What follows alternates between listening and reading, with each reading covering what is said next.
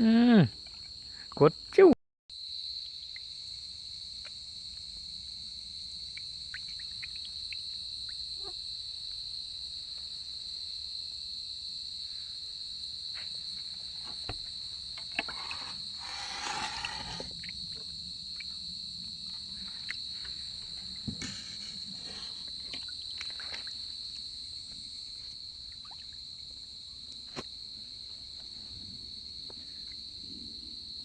สบายดีทักทายสบายดีเมื่อสุขุทุกคนสบายดีผู้ที่กำลังติดตามส้มเนาะสบายดีพี่ๆนาที่มีใจฮักมาตรการทุกป่า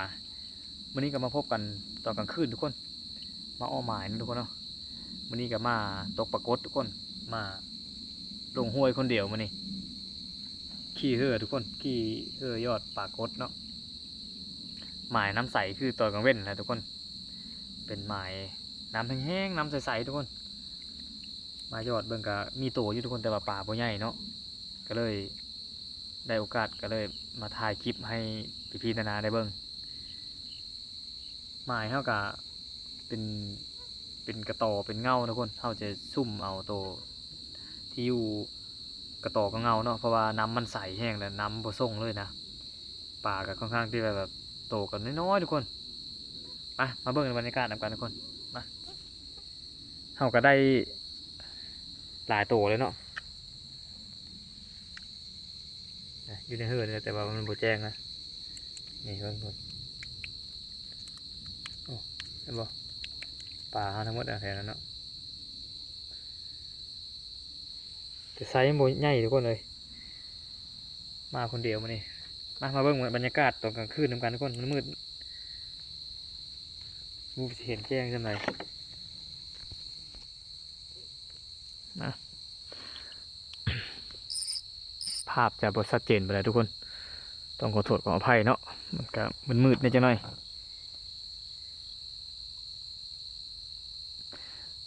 ป่าก็กินดีอยู่ทุกคนกินข้าวดีอยู่เนาะแต่ว่าเสียดายแต่ตัวมันบ่ใหญ่นะ มันเฮากับบ่มีสิทธิ์เลือกทุกคนแต่ว่าเฮาได้น้อยใหญ่เฮาก็เก็บหมดเอามานี่เนาะนานๆออกหมายเท่านึงสังเกตเบิ่งสายเบสทุกคนเลยนี่สั้นๆนี่เนาะเฮาจิบ่ได้กอเลยนะป้อนลงเลยเพราะน้ำมันก็ตื้นๆนี่เนาะนี่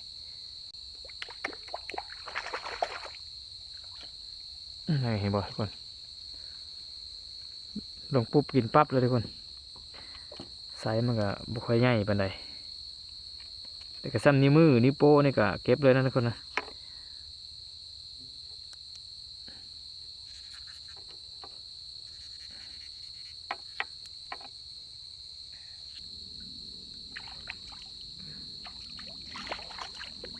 ทุกคนนี่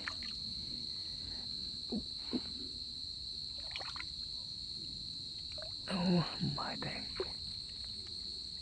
นี่ไซส์กับประมาณนี้ทุกคน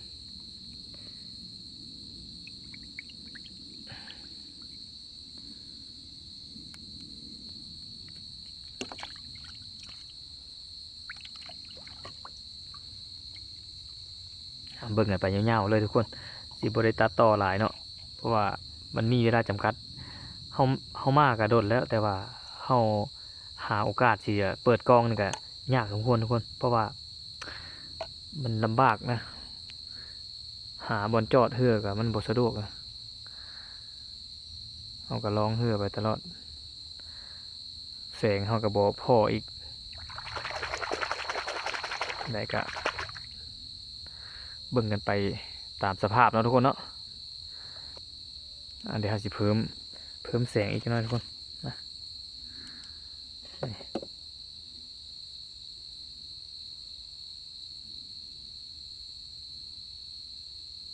คันเปิดโคมแห้งกับป่ากับโบเข้ามานะ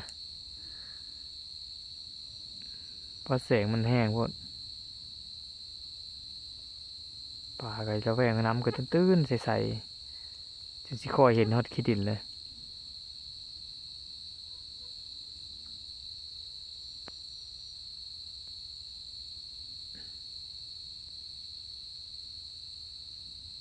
เดี๋ยวหาสิล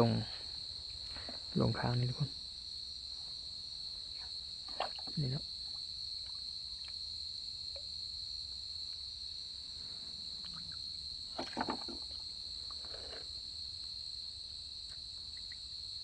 นี่เห็นบ่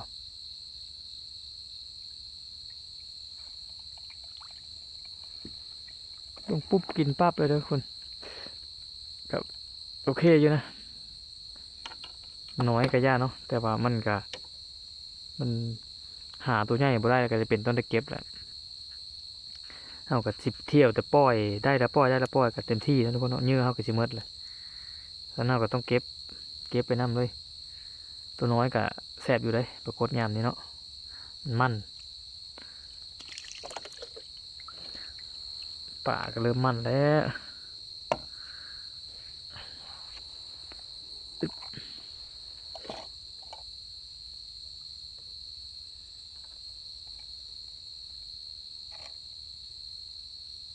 เข้าไม่ป่ามันยามนี่ฤดูกาลนี่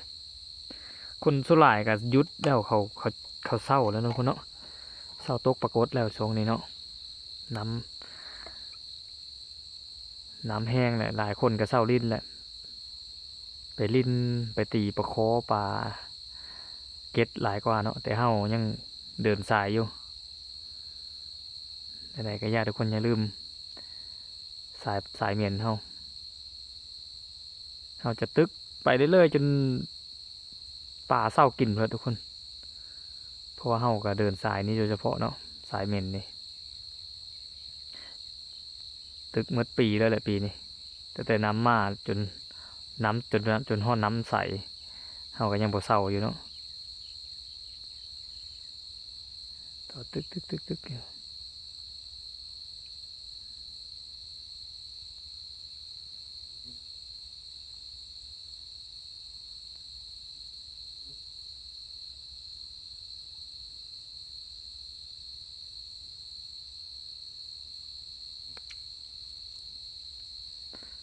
ร้อน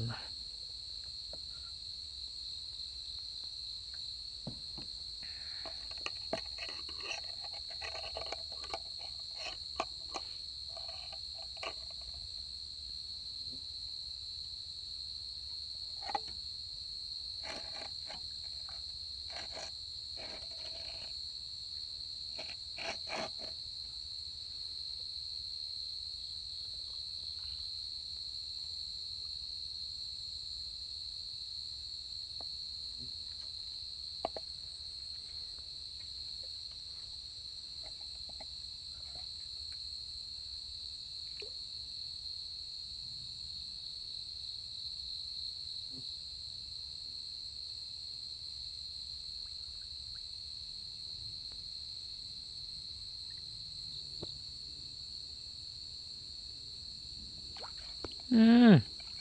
กดจิ้วเปิด ป่านไซใหญ่นะทุกคนเนาะกดจุ่มน้ำจวดเลยปลายคันงามสำนี้เขาเก็บนะทุกคนนะสวงสวงน้ำมานี่สำนี้นี่เขาปล่อยนะทุกคนสวงน้ำแดงมาเนาะใสสำนี้ที่ว่าเขาบ่เอานะตัวนี้น้ำใสแต่ป่ามันหายากเนาะเขาต้องได้เก็บเด็กกับป่ามันก็แซ่บน้ำนะเดี๋ยวนี้เนาะป่ามัน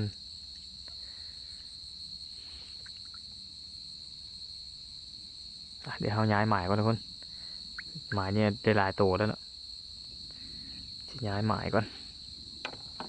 ไปหาบอนพักเฮือดีๆเลยจังกดถ่ายให้เบิ่งใหม่นะทุกคนเด้อไปติดตามไปน้ำกันทุกคน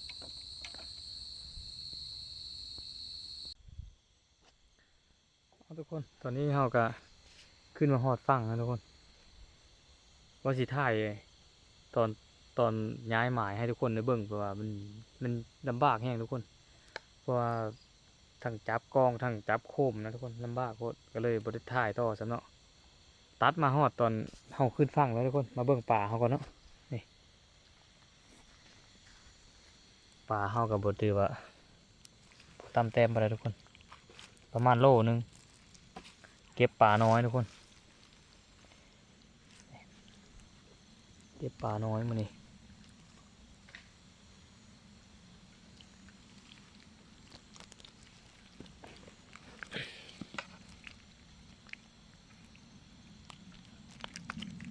โอ้ลำบากทุกคนไปหากินกลางคืนเดี๋ยวไปจะถ่ายคลิปกลางคืนนะลำบากโคตรข้างในก็ต้องขอโทษขออภัยทุกคนคลิปนี้ก็บ่สมบูรณ์ไปเลยเนาะมาพบกันในคลิปตอนกลางเว้นเอาเนาะทุกคนตอนกลางเว้น50มาถ่ายให้ทุกคนได้เบิ่งคลิปนี้ต้องขอลาไปก่อนทุกคนสบายดี